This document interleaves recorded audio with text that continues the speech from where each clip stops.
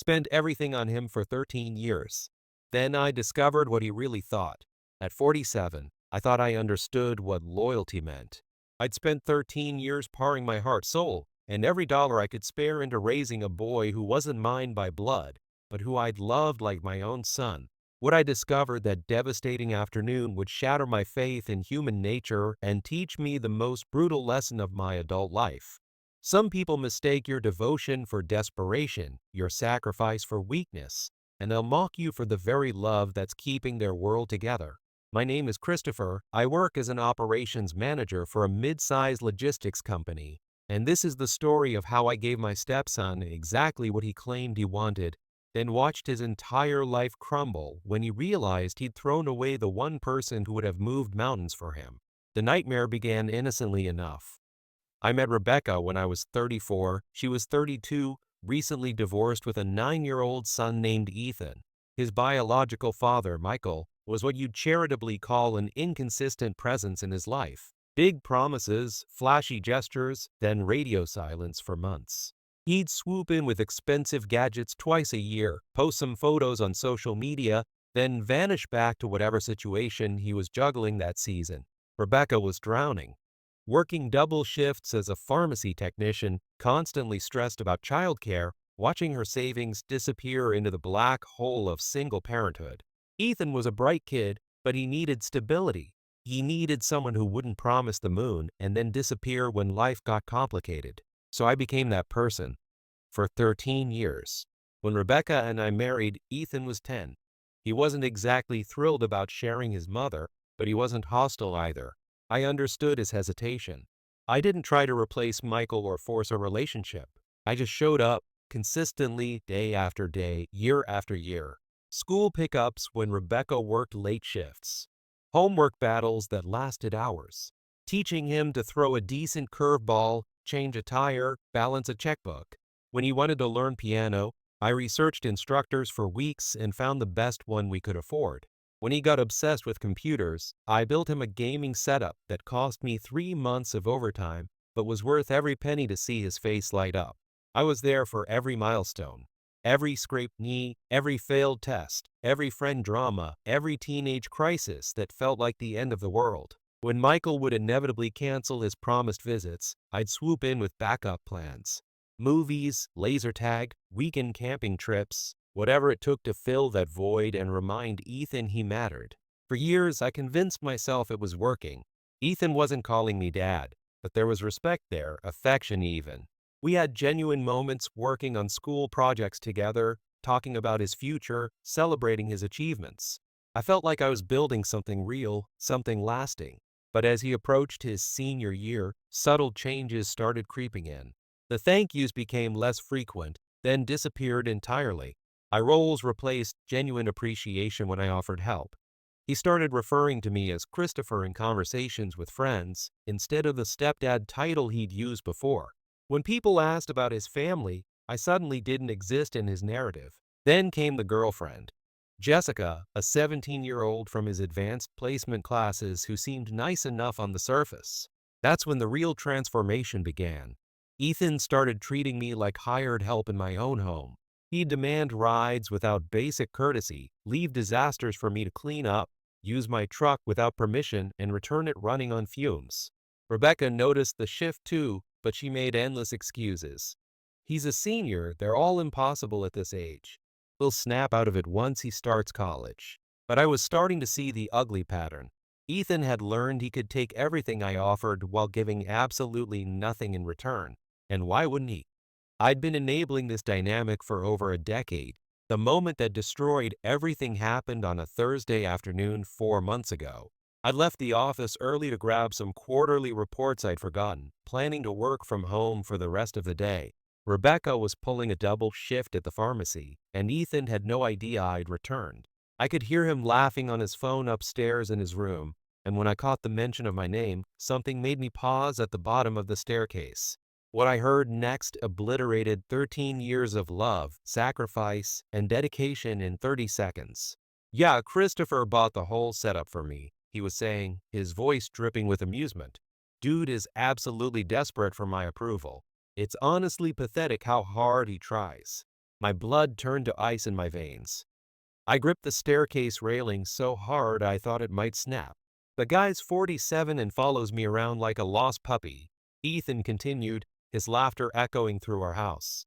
"Like, I get it, you married my mom, you want me to think you're cool, but the desperation is just embarrassing.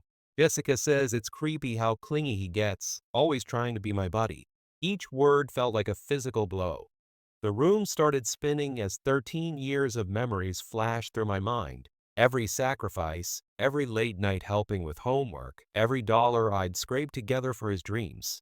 He built me this entire gaming paradise just hoping I'd want to hang out with him more. Ethan went on, completely oblivious to the devastation he was causing. "Like, thanks for the free stuff, but that doesn't make you my dad, you know? It just makes you look desperate." The call ended, and I stood there in my own hallway, in the house I was still paying for, listening to the echo of my stepson's cruel laughter. The boy I'd raised, loved, and sacrificed everything for had just reduced 13 years of devotion to desperate and pathetic. That night, I didn't sleep.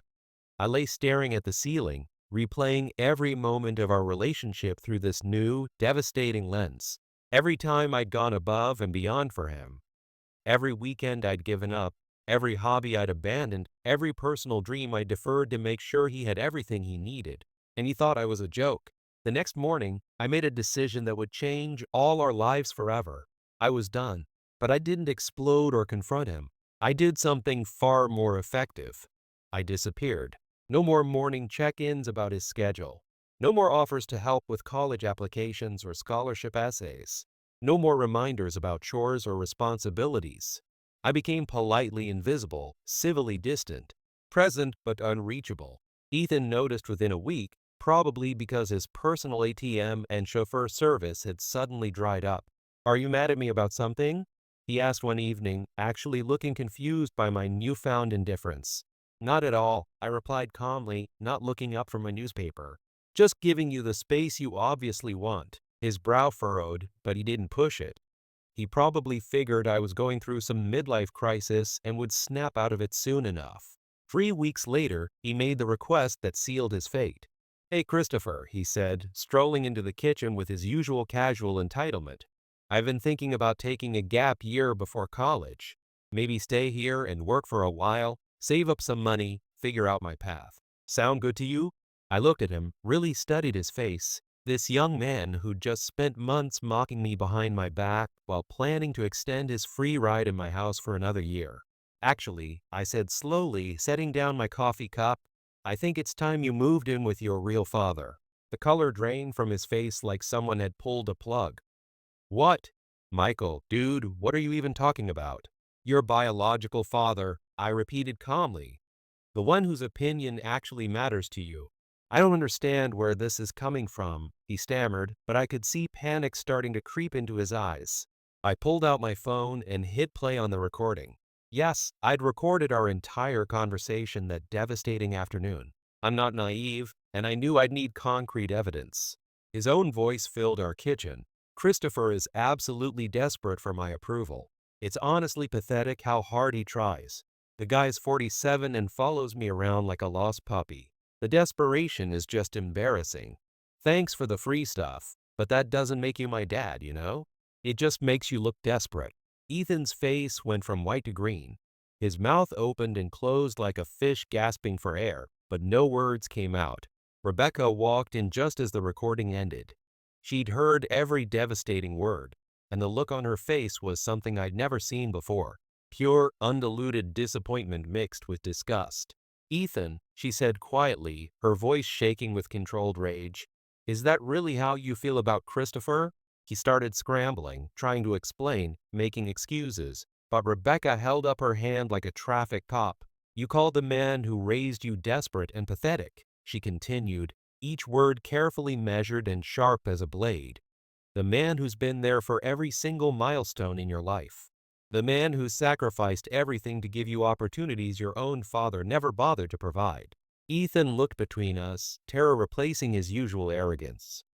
"I was just venting to Jessica. I didn't mean it like that. You guys are taking this way out of context."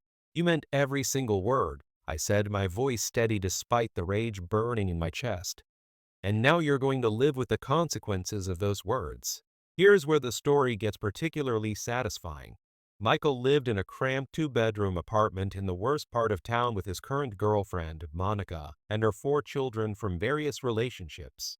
The kids ranged from ages 5 to 13, and the apartment was absolute chaos 24 hours a day. Monica worked night shifts at a warehouse. Michael worked sporadic construction jobs, and the noise level was something you'd expect from a daycare center during a sugar rush.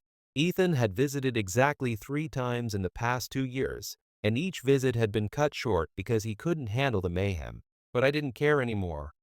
He wanted his real dad. He could have all of him. Pack your things, I told him. You're moving out this weekend.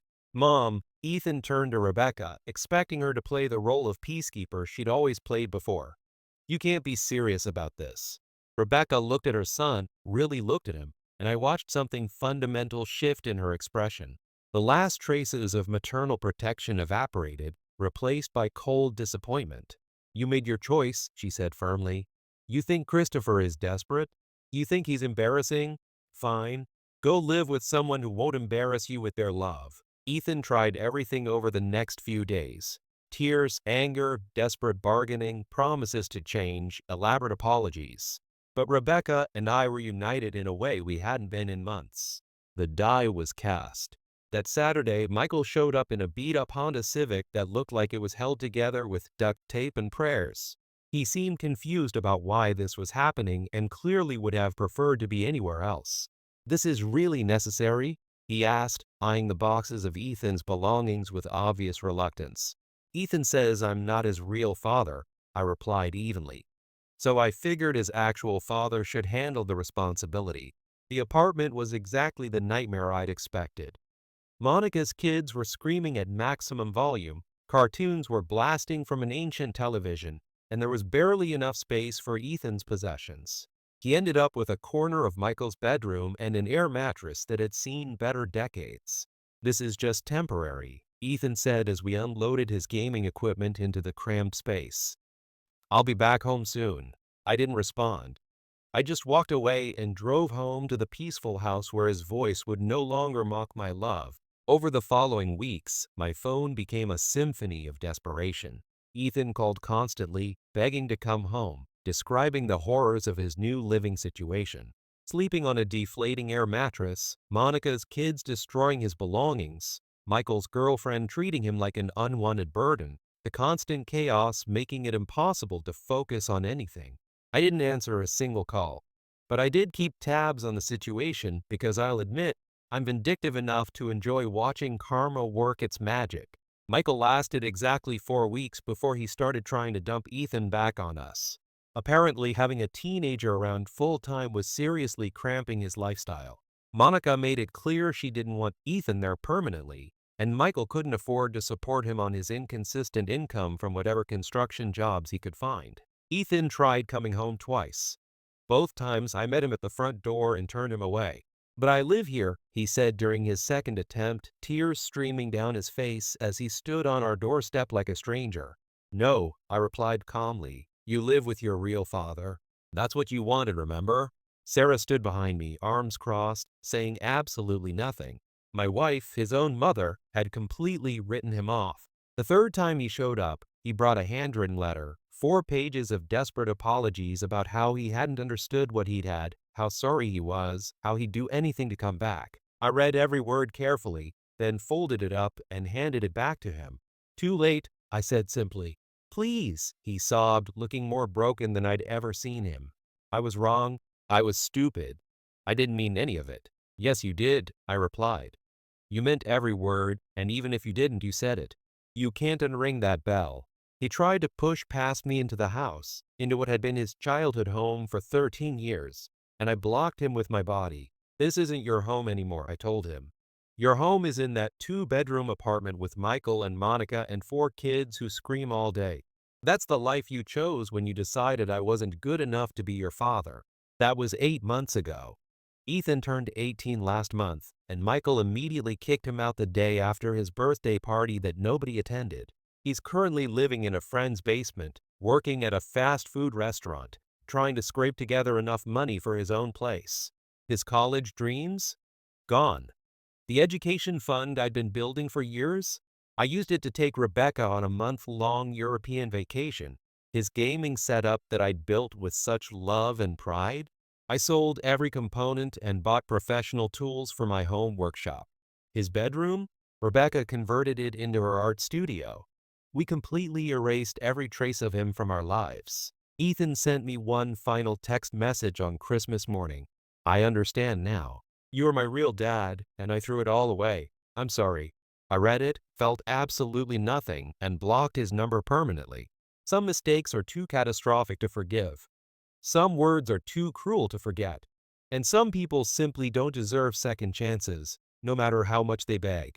Ethan learned that being a father has nothing to do with DNA and everything to do with who shows up every single day, even when it's thankless, even when it's exhausting, even when the person you're doing it for thinks you're pathetic for caring so much.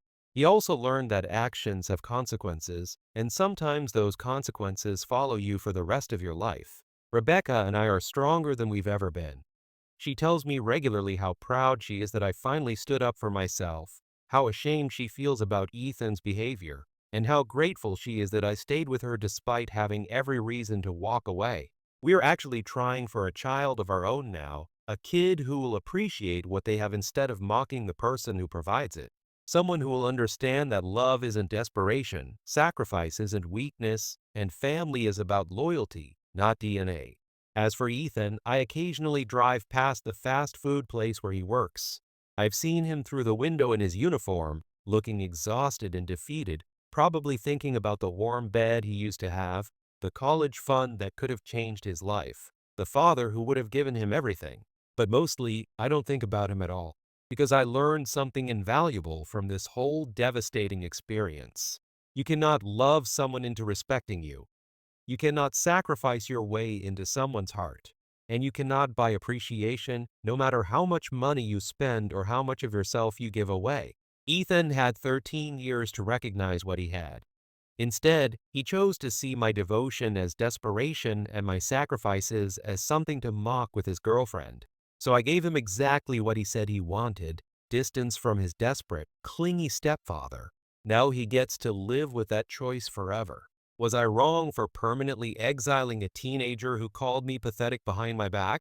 For letting his biological father handle the reality of full-time parenting? For choosing my own dignity over his desperate pleas for forgiveness? I don't think so. Sometimes the most loving thing you can do is let someone experience the full weight of their choices, even when that someone is a person you used to tuck into bed every night. What would you have done if you discovered the child you'd raised for over a decade thought your love was embarrassing? How would you have handled betrayal that deep? Let me know in the comments below. And if this story stirred up any emotions, justice, satisfaction, or even anger, hit that like button and subscribe. Trust me, we've got more family drama stories coming your way, and you definitely don't want to miss what happens when people push the wrong person too far.